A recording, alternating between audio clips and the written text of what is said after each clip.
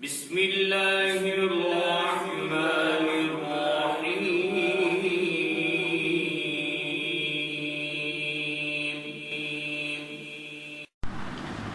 بسم اللہ الرحمن الرحیم۔ محترم سامعین و سامعات، آپ سن رہے ہیں تاریخ اسلام کو۔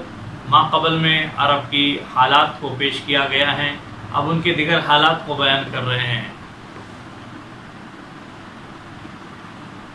اہل عرب نے ابتدائی اسلام سے پہلے کچھ مہینے ایسے مقرر کر رکھے تھے سال بھر کے اندر کہ جس میں لڑائی جھگڑا اور جنگ وغیرہ سے وہ پرہیز کیا کرتے تھے، یعنی ان مہینوں میں، ان ایام میں امن و امان اور شانتی برقرار رکھتے تھے، اور انہی ایام میں خانہ کعبہ کی زیارت کو بھی چلے جاتے تھے، اور بڑے بڑے میلے لگتے تھے، مشاعرے منعقد ہوتے تھے، اور انہی ایام میں تجارت کو خاص دخل ہوتا تھا اور کاروبار اچھے انداز میں کر لیتے تھے۔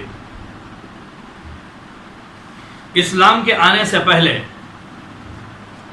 اہل عرب کے دین و مذہب کی یہ حالت تھی کہ بعض قبائل نہ خالق کے قائل تھے نہ جزا و سزا کے قائل تھے، بعض خالق کو مانتے تھے مگر جزا و سزا اور قیامت کے دن کے منکر تھے،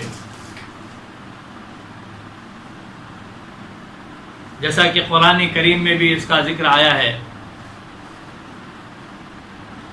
وَقَالُوا أَإِذَا كُنَّا عِظَامًا وَرُفَاتًا أَإِنَّا لَمَبْعُوثُونَ خَلْقًا جَدِيدًا، کہ حضور اکرم صلی اللہ علیہ وسلم سے وہ سوال بھی کرتے تھے کہ جب ہم مر جائیں گے، ہماری ہڈیاں بوسیدہ ہو جائیں گی، چور چور ہو جائے گی، ہم مٹی میں پگھل جائیں گے، گھل سڑ جائیں گے، اس کے باوجود کیا ہمیں دوبارہ پیدا کیا جائے گا؟ اس طرح سے ان کا وہ عقیدہ تھا اور اس کو نہ مانتے تھے۔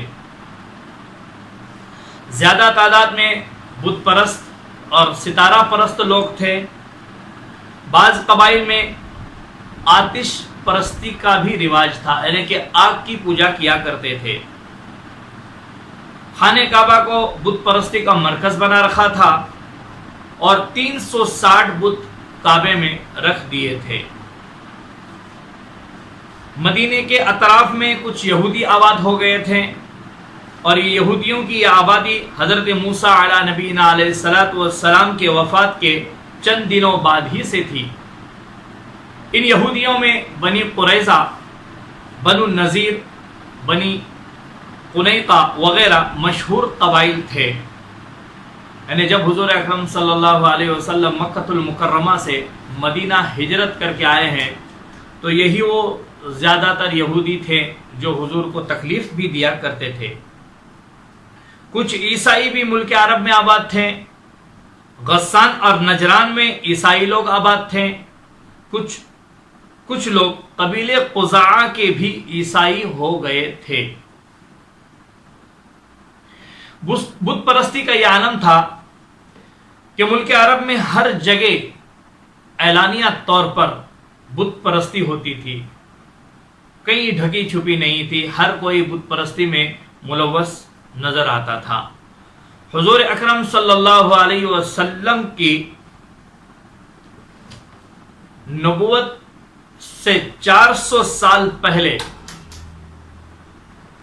شاپور بادشاہ فارس کے زمانے میں عمرو بن لح بن حارثہ بن امرؤ القیس بن ثعلبہ بن مازن بن ارد بن کہلان بن بابلیون بن سبا نے، جو حجاز کا بادشاہ تھا، سب سے پہلے خانہ کعبہ کی چھت پر حبل نامی بت رکھا، اور مقام زمزم پر اصاف اور نائلہ یہ 2 بت رکھے تھے، اور لوگوں کو ان کے پوجنے کی ترغیب بھی دی تھی۔ یہ عمرو بن لح قیامت کا منکر تھا۔ یغوث، یعوق، نصر، ود، سواع، جیسا کہ سورہ نوح میں ان کے ناموں کا ذکر کیا گیا ہے۔ ان بتوں کے ناموں کا ذکر کیا گیا ہے کہ ان کی پرستش کرتی تھی حضرت نوح علیہ السلام کی قوم وغیرہ، تو یہ وہ بت ہیں یغوث، یعوق، نصر، ود، سواع وغیرہ بہت سے بت تھے جو قبیلوں میں بٹے ہوئے تھے، یعنی ہر قبیلہ اپنا الگ الگ ایک بت رکھتا تھا۔ ود یہ مرد کی صورت کا تھا، نائلہ عورت کی صورت، اور سواع یہ بھی عورت کی شکل و صورت پر ایک بت تھا۔ یغوث شیر کی شکل کا تھا، یعوق گھوڑے کی شکل کا تھا، اور نصر یہ گدھ کی صورت پر ایک بت تھا۔ تلس اور جدیس دونوں قبیلوں کا ایک بت تھا۔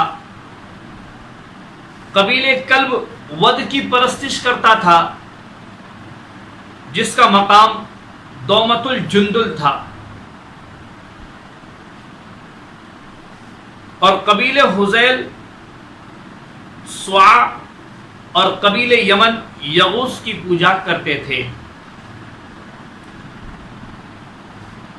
اور مقام حمیر میں دل قلعہ نصر کی عبادت کرتے تھے۔ ہمدان، یعوق اور بنی ثقیف شہر طائف میں لات کی پوجا کرتے تھے۔ بنی ثقیف کی ایک شاخ بنی مغیث لات کے دربان مقرر تھے، یعنی ان کو مقرر کر رکھا تھا۔ قریش اور بنی کنانہ عزا کے پجاری تھے۔ بنو شیبہ عزا کے دربان تھے۔ اوس اور خزرج کے قبیلے منات کے پرستار تھے۔ بنی حوازن جہار کے، بکر و تغلب اوال کے، بنی بکر بن وائل محرق کے، بنی ملکان بن کنانہ سعد کے، بنی عنترہ سعیر کے، بنی خولان عمیانس کے، اور بنی تے رضا کے، دوس ذل کفین کے، ان کی پوجا کیا کرتے تھے۔ مذکورہ بتوں کے علاوہ بھی اور بھی ان کے بت تھے، جیسے جریش، شارق، عائم، اوف، مناف وغیرہ بہت سارے مشہور بت تھے، جن میں سے ہر ایک کسی نہ کسی قبیلے کا معبود تھا۔ خانہ کعبہ میں جب بت پرستوں کا اجتماع ہوتا تھا، ان مقرر ایام میں اگر کوئی عرب خانہ کعبہ یعنی مکہ تک نہ جا سکتا تھا تو ایک پتھر جس کو دوار کہتے تھے اس کو نصب کر دیتے تھے، گاڑ دیتے تھے، اور اس کے ارد گرد طواف کر لیتے تھے، چکر لگا لیتے تھے۔ ملک عرب میں خانہ کعبہ کی طرح اور بھی بت پرستی کے کئی مراکز تھے۔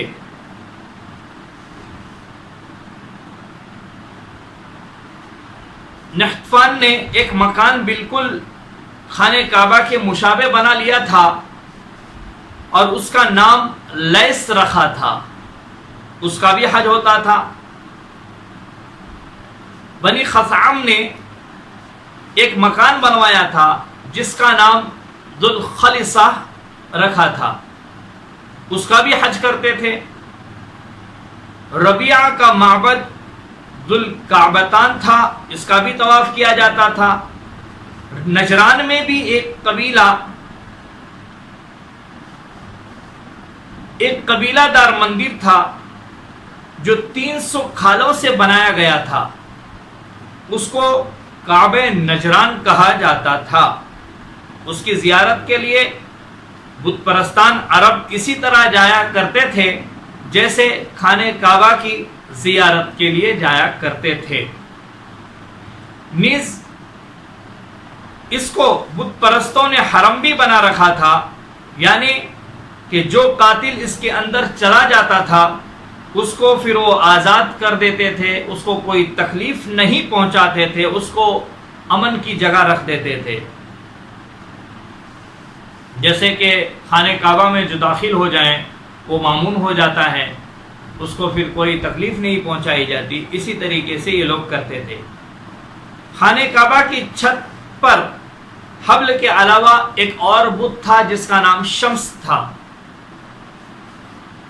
حضرت ابراہیم علیہ السلام، حضرت اسماعیل علیہ السلام، حضرت عیسیٰ علیہ السلام اور حضرت مریم کی تصویریں بھی خانہ کعبہ میں پوجی جاتی تھی۔ یہ عرب کی بت پرستی کا حال بتلایا گیا، آپ سنیں، لوگوں تک پہنچائیں تاکہ لوگوں کے علم میں اضافہ ہو۔ اللہ ہمیں ان تمام غیر مذاہب سے محفوظ رکھیں اور اسلام پر باقی رکھیں، موت دے تو پھر ایمان کی حالت میں موت